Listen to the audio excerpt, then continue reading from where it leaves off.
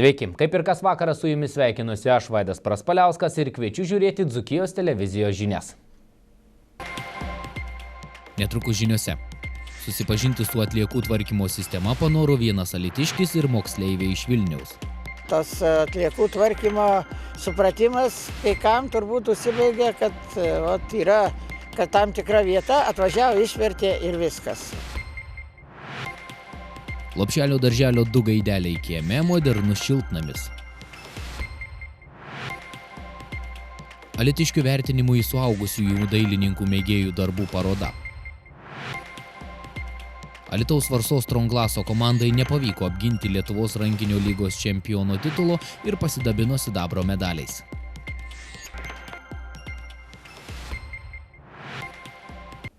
Šiandien Alytaus regiono atliekų tvarkymo centras visuomenę pakvietė į atvirų durų dieną susipažinti su atliekų tvarkymo įrenginiais. Nors plačiai visuomeniai nuolat kyla klausimų dėl mokesčių už atliekas, dvejojama, kodėl keliamos kainos, tačiau iš arčiau susipažinti su sistema šiais metais panoro tik vienas alytiškis. Tiesa, smalsus buvo moksleiviai iš Vilniaus. Ketvirtadienį Alytaus regiono atliekų tvarkymo centras pakvietė visuomenę apsilankyti Takniškių kaime esančiame sąvartyne iš arčiau išvysti, kaip moderniai mechaninio rūšiavimo linijos įrengimais rūšiuojamos atliekos, sužinoti, kaip iš atliekų gaminamos dujos, elektros energija. Nors visuomenėje atliekų klausimas linksniuojamas dažnai, dvejojama dėl keliamos kainos pagrįstumo, tačiau šiandien apsilankė tik vienas alytiškis, kur kas žingeidesni buvo moksleiviai iš Vilniaus. Čia iš ryto žmogus, kuris domėjasi kompostavimo procesu visų ilgai, tiesiog fizinis asmuo. Atvažiavus mokyklą iš Vilniaus vaikai,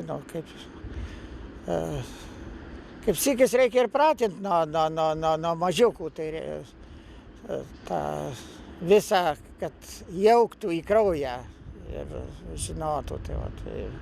Kadangi mes jau taip laiko skaitomės lyg ir iš tokių geresnių respublikoje, tai net Vilniečiai atvažiavo vaikai čia.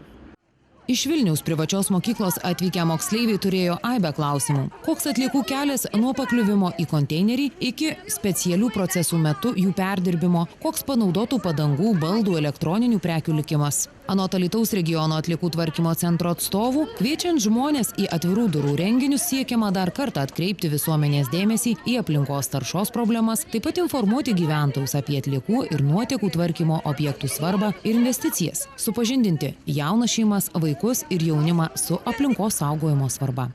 Žmonės net ir nežino, galvoja, tas atliekų tvarkymo supratimas, kai kam turbūt užsibaigia, kad tam tikra vieta atvažiavo, išvertė ir viskas. O čia yra ištisas procesas, yra įmonė, kuri tvarko, kuri pagal dabartinius reikalavimus esamus ES nustatytus ir yra atliekos, yra rūšiuojamos, yra biologinės atliekos perdirbamos į kompostą, yra išgaunamos dujos, gaminama elektros energija.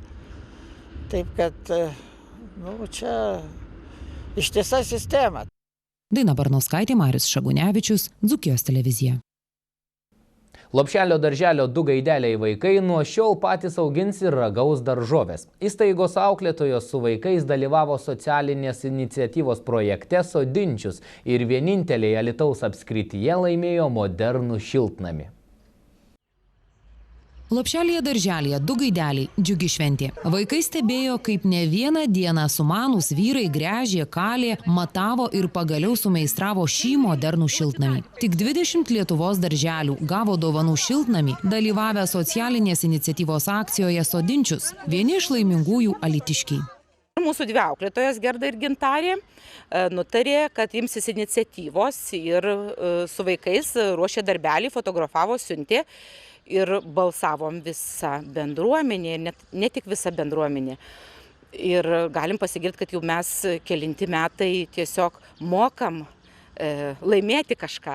Tai prieš porą metų dažus, dabar kilimus pernai, o šiemet šiltnamį labai džiaugiamės, nes labai aktyvi bendruomenė ir labai tėveliai aktyvūs. Anot Lopšelio darželio Du gaideliai vadovės laimėti padėjo stipri bendruomenė. Mat atlaikė Vilniečių ir Kauniečių gausų palaikymo būrį, surinko net 2300 patiktukų ir dabar džiaugiasi dovana. Šiandien perkirpta simbolinė šventinė juostelė ir vaikai netrukus bers sėklas bei mokysis rūpintis augalais. Tiesiog labai apskaičiuota, mūsų darželį yra 12 grupių, tai pasidalinsim po 1,5 kvadratinio metro kiekviena grupė ir daržininkausim. Turim, kaip ir sugalvoja kaip, išsiskirstysim, na ir sėsim dabar, gal ir per vėlai, bet pažinimas, gal ir tik žiedelius išauginsim, gal ir daržovės, gal rudenį galėsim pasidaryti ir daržovių fiestą, na ir visi ūkininkausim per vasarą. Ir auklėtojos, ir vaikai, gal ir kaimynai. O kai jau sėsim, auginsim, laistysim, tai tada ir suprasim, ką reiškia užsiauginti daržovę. Ir kad jinai yra skani, nors nelabai vaikai mėgsta valgyti daržovės iš tikrųjų. Tai kad ją užauginti, tai dar yra labai sunku ir ne visada pavyksta ir gaunam norimą rezultatą. Lopšelio darželio bendruomenė tiki, kad niekam nekils mintis lįsti į šiltnamį ir ragauti vaikų auginamas daržoves.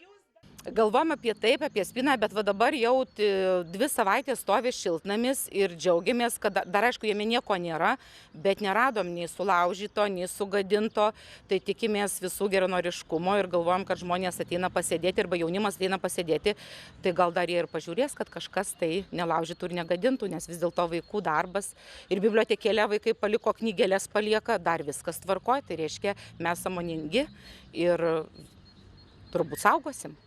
Pirmasis augalas, kuris bus pasodintas moderniame šiltnamyje, švietimo skyriaus vedėjo pavaduotojos Rimvydos Ališauskienės dovanotas pomidoro daigas. Dina Barnauskaitė, Marius Šagunevičius, Dzūkijos televizija.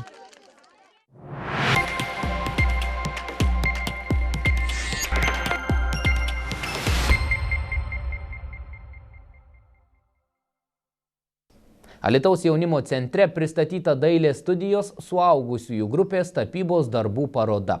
Apie tai plačiau reportaže. Alytaus jaunimo centre galima apžiūrėti atidarytą mokytojo Vidmanto Jankausko vadovaujamos dailės studijos suaugusių grupės darbų parodą.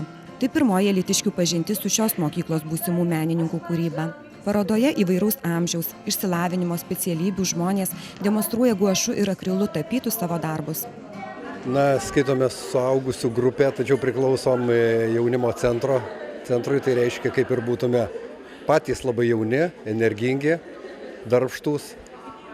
Na, be abejo, čia buvo skirta tokia programa suaugusiems ir ta programa, kaip supratau, pavėluotai pasiekė galbūt švietimo sistemą, pradėta nuo vasario mėnesio, tai būtent programa turi baigtis Birželio 15, tai tie pasiekimai, na, tokie, sakyčiau, labai skubūs ir daug energijos reikalaujantys darbai.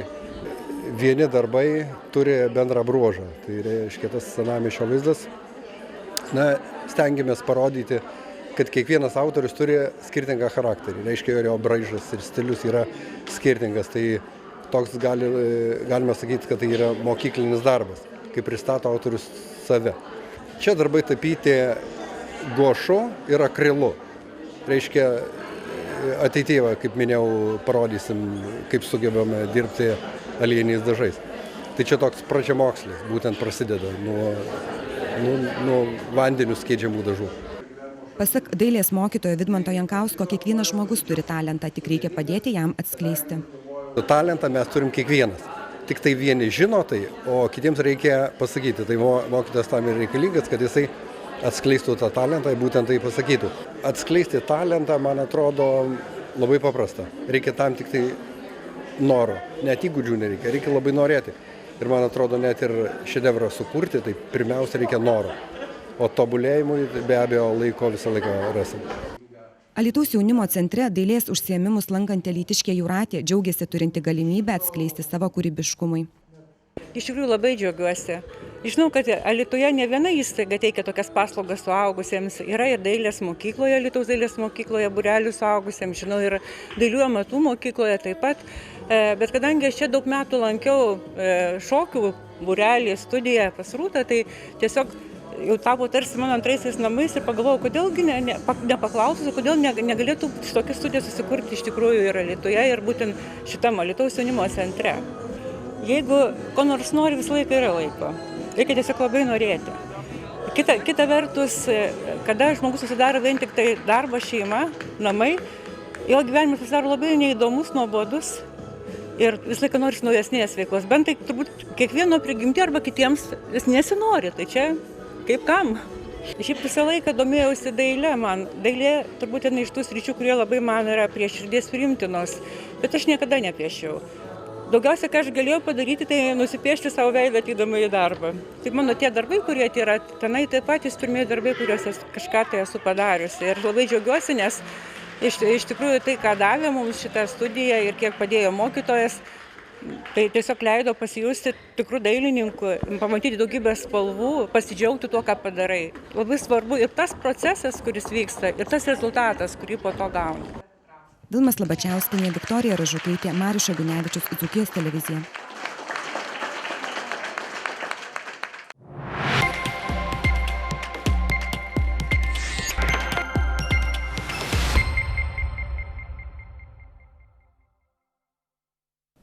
Marius Šagunevičius jau pasiruošęs apžvelgti kriminalinius įvykius.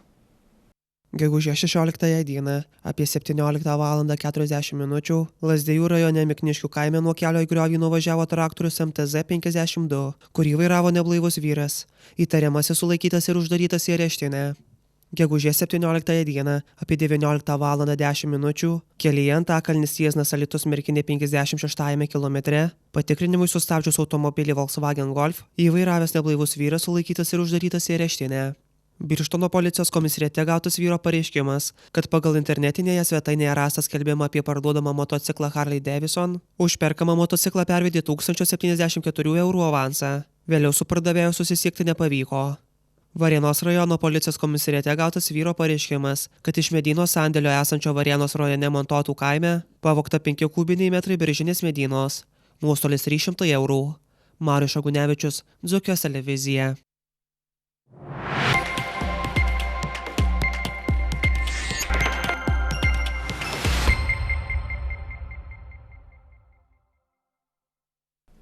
Vakar sužaistose trečiose Lietuvos rankinio lygos didžiojo finalo serijos varžybose Alytaus Varsos Stronglaso rankininkai apmaudžiai pralaimėjo šeimininkams Klaipėdos Dragūno komandai. Alytiškiai pasidabino sidabro medaliais. Klaipėdos Dragūno rankininkai po metų pertraukos susigrąžino Lietuvos rankinio lygos čempionų titulą, kurį atėmė iš praėjusių metų čempionų Alytaus Varsos Stronglaso rankininkų. Trečiadienio vakarą savoje aikštelėje klaipėdiečiai užbaigė auksinę seriją sausu rezultatu 3-0. Paskutinės rungtynės Dragūnas laimėjo rezultatu 27-26. Susitikimas prasidėjo kieta gynyba ir atkakliu žaidimu. Vis tik geriau užpulti varžovų vartus sekėsi šeimininkams, kurie po pirmų 30 minučių pirmavo 14-11.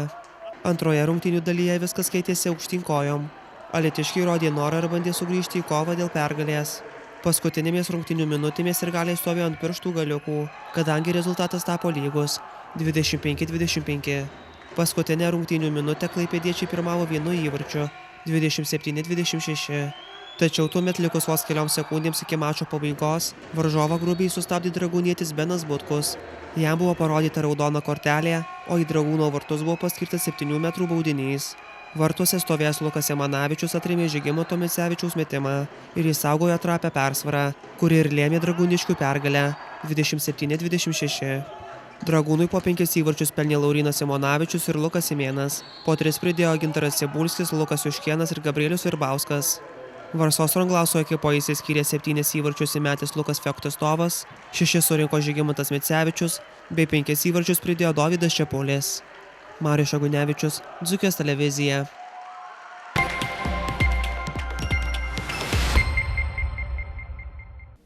Tai buvo visos naujienos, kurias mes jums buvome paruošę šį vakarą. Ačiū, kad žiūrėjote. Na, o žinias užbaigs orų prognozė. Susitiksime rytoj.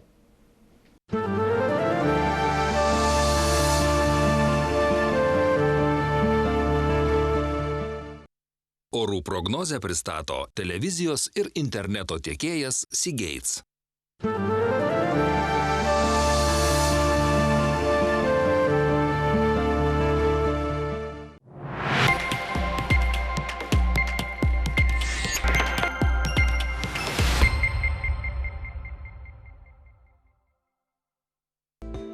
Sinoptikų duomenimis penktadienį debesų danguje bus mažai, orai bus sausi ir kur kas šiltesni. Naktį laikysis panaši temperatūra, dieną keliais laipsniais šilčiau, pūs silpnas pietų vėjas.